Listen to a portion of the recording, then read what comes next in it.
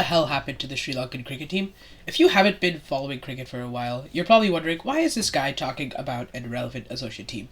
But these guys were probably the third best team in the world at some point, and there lies the question: what has made Sri Lanka the best team, and what has made them the worst later on?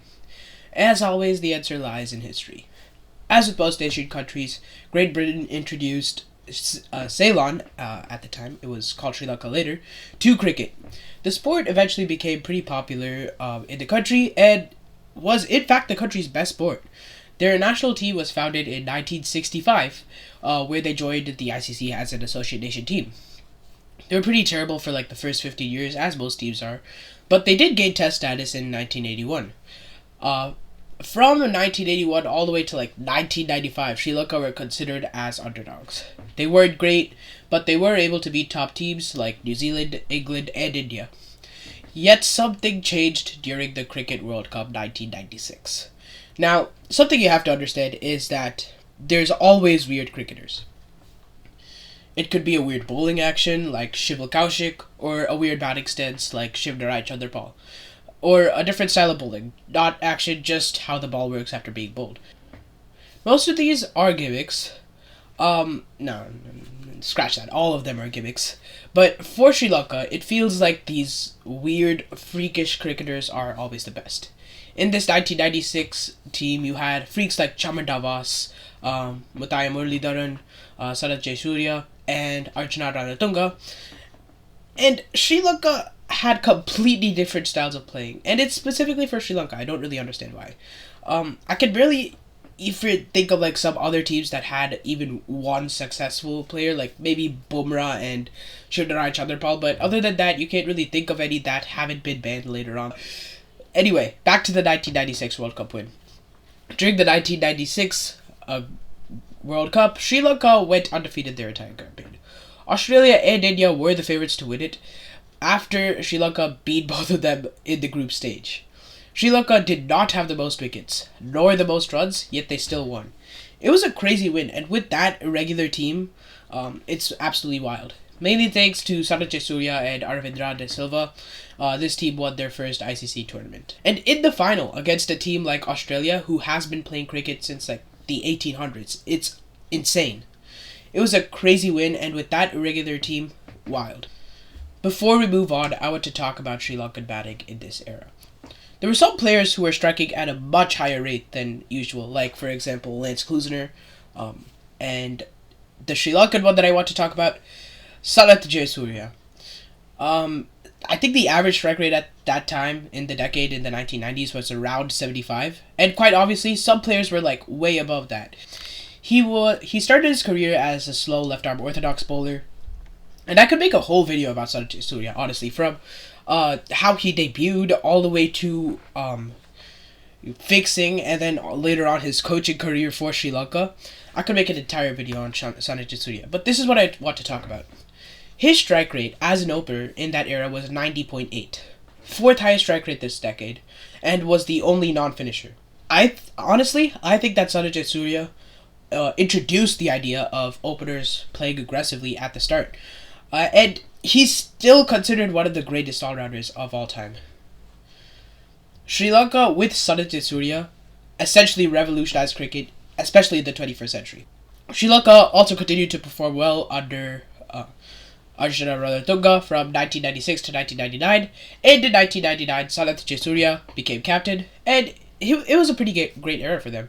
Got to multiple semifinals and even won a trophy, which was shared between India and Sri Lanka in 2002. Sri Lanka in the early 2000s had an excellent team, and they even qualified for multiple semifinals and finals. And during the early 2000s, you also brought in new younger cricketers in place of players like Ranatunga and De Silva, and you brought in players like Rangana Herat, Kumar Sangakkara, Mahela Jayawardene, Lasith Malinga. They all went on to be legends, obviously. And they were becoming an absolute powerhouse of a team. They made it into the World Cup semifinals in 2003, the finals of World Cup 2007, the finals of the 2009 T20 World Cup, and the finals of the 2011 ODI World Cup, but they didn't win any of them. They were still a pretty great team, just a bunch of heartbreaks for them, and the team members who were slowly getting old also had their heartbreaks. I want to talk about Sangakkara in the 2009 T20 World Cup. He was beautiful, magical, comparable to Virat Kohli in 2016, yet he lost in the finals. So you get a sense of how good this team was. They were they were kind of like India in the 2010s. They absolutely dominated, yet didn't win a trophy other than that small period in 2011 to 2013. The 2014 T20 World Cup came up next, though. India absolutely dominated this tournament thanks to Virat Kohli, but Sri Lanka didn't do too bad either, but they didn't completely dominate. Their highest run scorer was Jayawardene, who was the 10th most run scorer overall, and their highest wicket taker was Nuwan Kulasekara, the 9th most wicket taker overall. Not extremely dominant. They still made it to the final, and obviously India were the favorites. Yet Sri Lanka did something insane with the ball. I think Lasith Malinga as a whole just revolutionized T20 cricket in general. Or this innings itself revolutionized T20 cricket in general.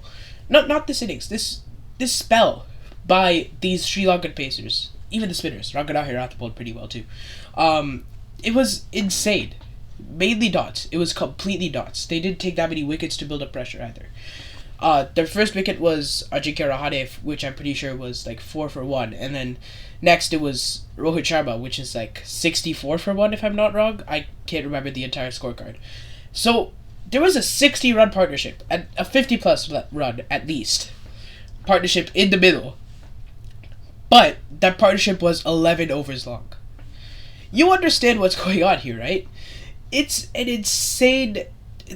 This is insane. No one has ever done this in T20 cricket without taking that many wickets. They only took Ajinkya Rahane, Rohit Sharma, Yuvraj Singh, and Virat Kohli. And Virat Kohli's wicket was the last ball, and Yuvraj Singh was in the death overs.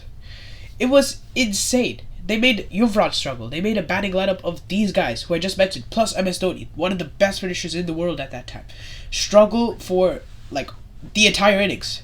People talk about the death overs. Yeah, the death overs was something special. But that innings, that entire batting innings for India was terrible. They just defended the entire time. It was like they were playing a faster ODI cricket out there. Only Virat Kohli scored well. I think he scored at a strike rate of 132 as well, though. So not great by today's standards, but still good at the time. So 2014 was the 2014 T20 World Cup final, at least, was insane for Sri Lanka. And India only scored like 130 for 4, by the way. 6.5 runs and over. And Kumar Sangakkara, who had been out of form throughout the entire tournament, won the trophy for them with a match-winning 52. Sri Lanka's first outright World Cup win since 1996, and it was amazing. It was phenomenal. Sri Lanka on the test side were also pretty solid. I mean, I'm not going to talk about their test side that much, because it was mainly the limited overs that mattered at the time because there was no World Test Championship. But they did win like a lot of test match. They never won a test base. Muralidharan became the highest wicket taker, which is insane. They went through a lot of controversy with him, but he did become the highest wicket taker for Sri Lanka in 2013, I believe, 800 wickets.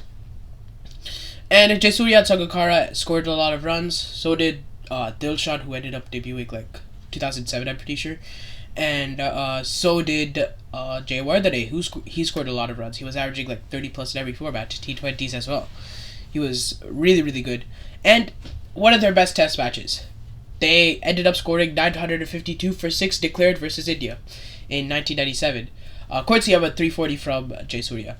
Obviously, that match ended in a draw. Draws were a lot more common back then. After 2014, though, huge fall off. Obviously, some of their players getting old. Jayasuriya retired in 2011, Murali in 2013, Dilshan Sangha and Jayawardene in 2015 and 16, Chaman Navas in 2010, Upul Taranga and Nuwan Kulasekara in 2017. All of these retirements like coming within the span of like 5 or 6 years. That's really bad for the team. I think that's not one of the main reasons, but it is like kind of a sub reason for Sri Lanka not being good right now.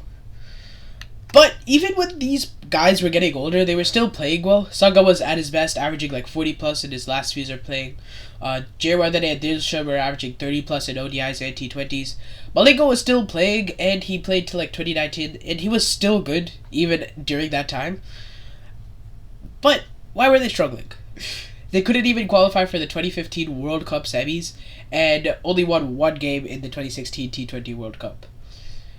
Even in the 2015 World Cup, Saga had an insane run. I think he scored 4 centuries in 4 matches, if I'm not wrong. 4 centuries in a row. Is that right? Editor, please correct me if I'm wrong.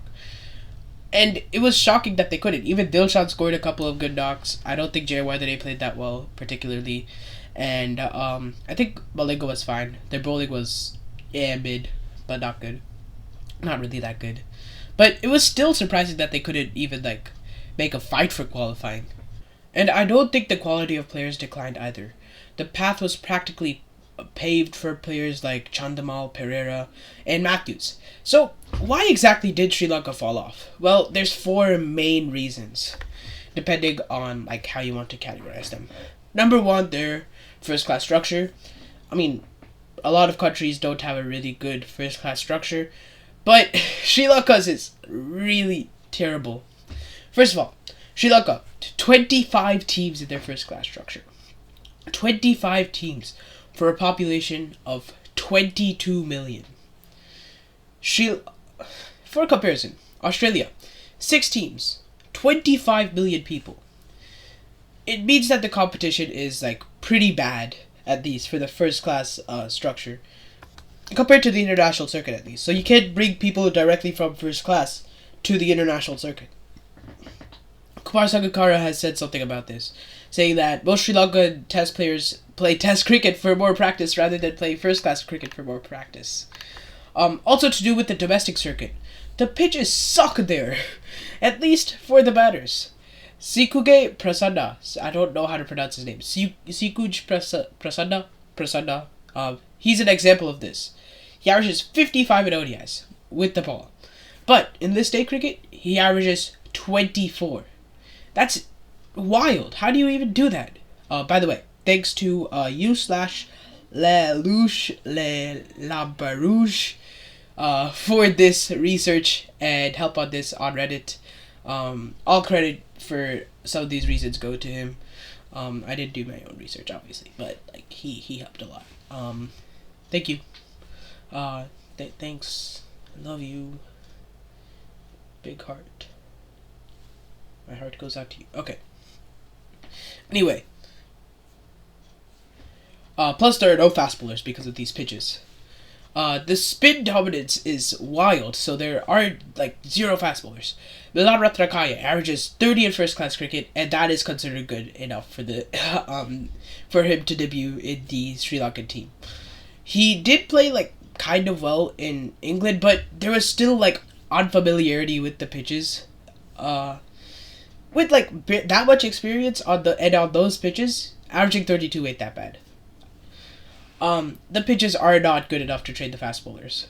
Or the batters, honestly. I think in the 2021 England series, I believe it was there, all of the batters looked uncomfortable against pace. Same thing with the 2022 England, or the 2024 England series last year. All the batters looked uncomfortable against pace. Reason number 2, no consistency in selection. Sri Lanka has a lot of new players. 37 debuted from 2017 to 2021, and it's probably been a lot more since then.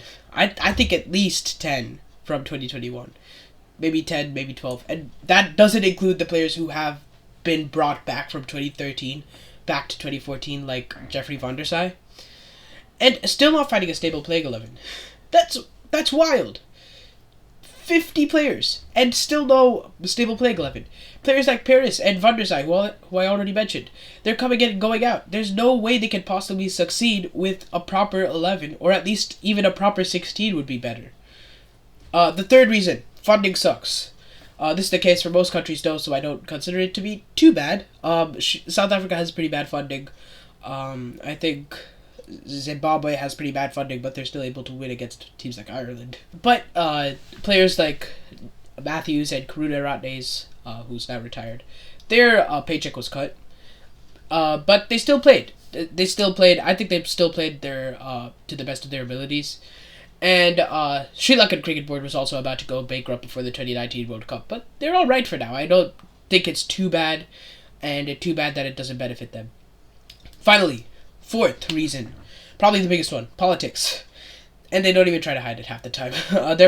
They were literally suspended in December of 2023, and they literally got unbanned like in March of 2024. The political interference also, like, they fixed a bunch of matches, I think mainly first class matches, but also a couple of international matches. And Sanjay Surya was even suspended for this fixing back in 2018. Mahela Jayawardene also said that he can't even coach Sri Lanka because all the politics are terrible there. It's crazy how corrupted the Sri Lankan Cricket Board is. All four of these reasons led the team to disasters, plus, like, the star players retiring, as I said, that really sucks. They haven't qualified for a major semifinal since 2014, and had to play the qualifiers for entering a World Cup, and didn't qualify for an ICC tournament for the first time in their entire cricketing history. Obviously, there has been the occasional great win, like the Test versus South Africa in 2019, where Pereira played a knock of a century, and qualifying for the Asia Cup in 2023, but other than that, and qualifying for the Asia Cup final in 2023, but other than that, there's almost been nothing. And it doesn't seem to be improving either. They can't win without extremely doctored pitches at home, and even with Jayasuriya back as coach, it doesn't look great for them. In my opinion, even their women's team, which has, like, almost no funding, is doing better, even if it is being carried by Chamari Antapattu. And it is crazy. I don't see much passion from players other than, like, maybe Milan Ratnakaye and Kushal Mendes. Or not. Well, Kushal Mendes does have a little bit of passion. And Kamundu Mendes, I was going to say. In conclusion, Sri Lankan cricket is done, and there is no bringing it back. And if you want to bring it back, it will take an act of God. Or Sanjay Surya if you're being generous. Okay, bye.